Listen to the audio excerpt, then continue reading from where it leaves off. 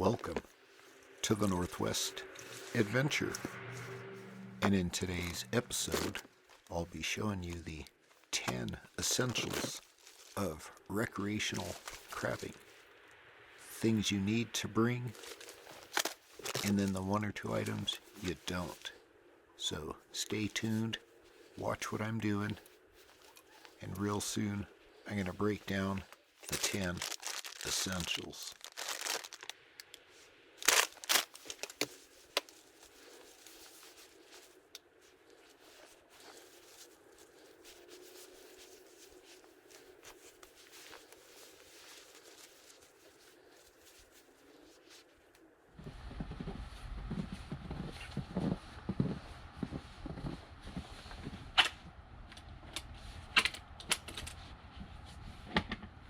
Hello everybody, it's the Northwest Adventure, and today I'm going to show you the essentials for a crab pot for recreational crabbing, which I'll be using on the Pacific Coast.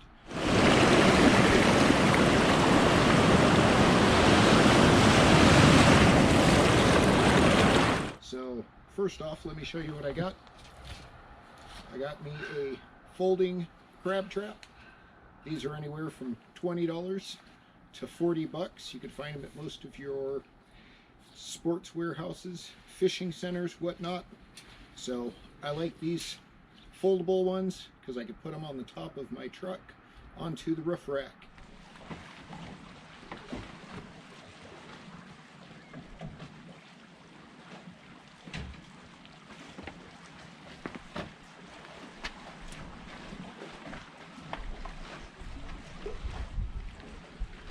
And keep them nice and contained, and they're actually pretty light and inexpensive, so you'll want to get yourself one of these. These will be your pots to catch the crabs in. Alright, next you're going to need yourself a good set of rubber gloves. Alright, when you're messing with the line and pulling stuff up, you want some sort of protection on your hands. Okay, so when it comes to crab line, I like to use lead line. So there's different types of line people use. They use the lead, and then typically with your crab setups, they send you this cheap poly. The problem with the poly is it's super light and it floats. Don't use this line. Alright? You don't want this stuff. See how it floats? This will get caught up in somebody's prop, or maybe even if somebody's swimming and they don't see it. The deal with the lead line is it sinks to the bottom, and so when you throw it out, you don't have to worry about this stuff floating. Whereas this will float, but if you add a weight to it, then it drops it to the bottom. But still, this is my least choice ever. Alright, so let's go with the lead line. This stuff's pretty expensive, depending on what kind of money you make, but yeah, it's probably about $20 for 100 feet. And when I go to Tokeland, I only need anywhere from 12 to 20 feet, depending on the low tide to the high tide. Alright, let's get that out of the way. And then inside of your crab pot, you're going to want a bait bag. This is where you put your salmon heads, your carcasses, and or your frozen chicken breast. So I like the bags over these metal cages that they use. One reason why I like these bags is because when I'm traveling from one beach to the next, I can just, this thing folds flat, whereas the metal box is a metal box, and then your crab pot is elevated. Alright, talked about that. So next, you've got to have a crab net harness. This harness will connect to the crab pot.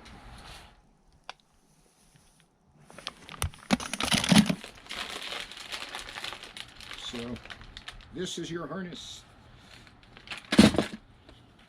So once you've got your crab pot ready to rock and roll, you just grab this bad boy and you toss it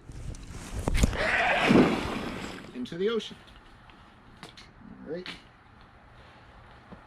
So next, you'll need to buy yourself a float, a buoy, whatever you want to call it, a red and white one for here in the Pacific Northwest.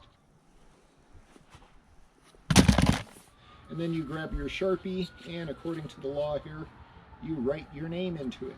You add your address, and it's optional if you want to provide your phone number. So basically what happens is you're not supposed to leave your crab pots, crab rings unattended when it's in the water. So you put your name on it, and basically if the Fish and Wildlife Officer comes by and sees you're not near your gear, he will call you on your phone. All right.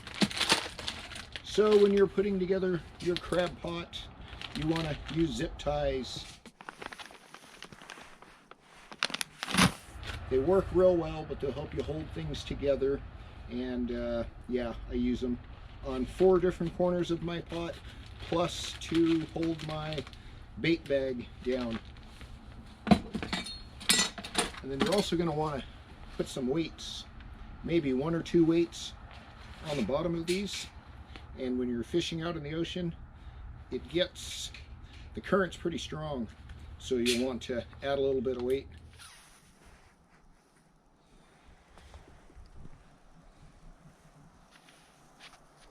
Okay, and there's different types of weights you could use. Some guys use dumbbells, some guys use rocks. I've seen auto parts used, or you could spend a bunch of money and get stuff that's specifically made as crab trap weights, and they're kind of costly. Anywhere, I don't know, 10 or 20 bucks for one of these. And then last but not least, do not forget your crab scales. It is very important that you carry one with you at all times.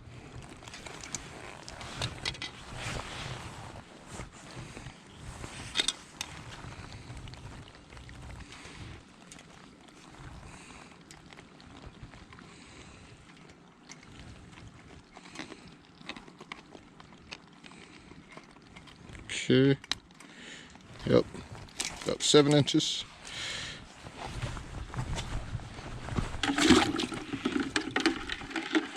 Into the bucket he goes. So anyways, that's all the crab stuff I think you need to get the party started.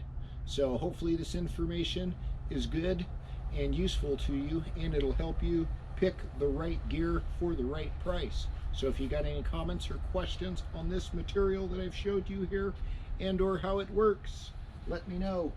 And I look forward to seeing you at the next one. Woohoo! All right. Oh yeah. One more thing. Bring a bucket. Make sure you have a bucket, something you can keep your crabs in. I have this tank here. This is a live well tank. I fill it up with water. It gets fed air, and then I can keep the crabs alive while I'm out there on the ocean and bring them home fresh. So stay safe, stay chill, Happy New Year, and always keep it fresh.